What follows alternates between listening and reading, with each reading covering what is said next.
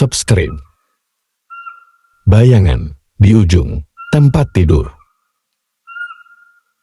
Malam itu, hujan turun dengan deras, menciptakan suara rintik yang menenangkan di atas atap rumah tua milik Alia. Rumah itu sudah lama ditinggali keluarganya, diwariskan dari generasi ke generasi. Namun, ada satu kamar di rumah itu yang selalu membuat Alia merasa gelisah. Kamar itu adalah kamar tidur lamanya di lantai atas. Alia sudah lama pindah ke kota lain untuk bekerja, meninggalkan rumah keluarganya yang sepi. Tapi kali ini, dia terpaksa pulang karena ibunya yang sudah tua sakit parah dan butuh perawatan. Alia merasa tidak nyaman, namun dia tidak punya pilihan lain. Dia harus tidur di kamar lamanya malam itu. Saat memasuki kamar, Alia merasakan aura aneh. Udara di dalamnya terasa lebih dingin daripada di luar. Meskipun semua jendela tertutup rapat, perabotan di dalam kamar itu tampak seperti tertutupi oleh lapisan tipis debu. Namun anehnya, tempat tidur terlihat sangat rapi.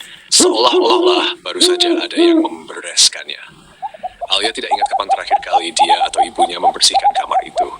Dengan perasaan tidak tenang, Alia memutuskan untuk tidur lebih awal. Dia menarik selimut tebal ke atas tubuhnya, berusaha mengusir rasa dingin yang merayap. Namun, tepat ketika matanya hampir terpejam, dia merasakan sesuatu, seperti ada yang mengawasinya. Dia membuka matanya perlahan, menatap sekeliling kamar yang gelap. Tidak ada apa-apa, semua tampak normal, hanya cahaya lampu malam yang redup menerangi sebagian ruangan. Namun, ketika Alia mengarahkan pandangannya ke ujung tempat tidur, hatinya berhenti berdetak sejenak. Ada sebuah bayangan gelap seperti sosok manusia berdiri di sana. Jantung Alia berdetak kencang. Mungkin hanya bayangan dari tirai, pikirnya mencoba menenangkan diri. Tapi ketika dia berkedip, bayangan itu masih ada, bahkan terlihat semakin jelas. Wujudnya seperti seorang pria dengan tubuh tinggi kurus, tanpa wajah, hanya kegelapan yang membentuk tubuhnya. Alia merasa ketakutan yang luar biasa. Dia mencoba menggerakkan tubuhnya untuk bangkit dan menyalakan lampu, namun tubuhnya seperti lumpuh, tangannya gemetar, dan keringat dingin membasahi dahinya. Bayangan itu mulai bergerak, perlahan mendekat ke arah tempat tidur. Alia ingin berteriak, namun suaranya seolah tertahan di tenggorokan. Bayangan itu terus mendekat, semakin jelas di matanya. Ketika jaraknya tinggal beberapa inci dari wajahnya, Alia akhirnya berhasil menggerakkan tubuhnya dan melompat dari tempat tidur.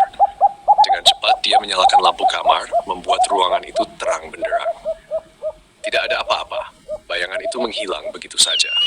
Alia berdiri di tengah kamar, masih gemetar. Dia berusaha meyakinkan dirinya bahwa itu hanya mimpi buruk. Namun ketika dia melihat ke bawah, ke ujung tempat tidur, dia menemukan sesuatu yang membuat darahnya membeku.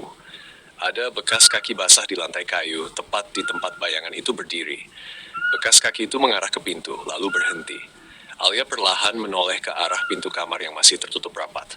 Di sana, di balik pintu, terdengar suara napas berat, seperti seseorang yang berusaha menahan tawa. Malam itu, Alia menyadari bahwa bayangan itu bukan sekadar imajinasi. Sesuatu telah menunggunya selama bertahun-tahun di dalam kamar itu. Dan sekarang ia tidak akan membiarkan Alia pergi. Lampu kamar tiba-tiba padam, meninggalkan Alia dalam kegelapan yang pekat.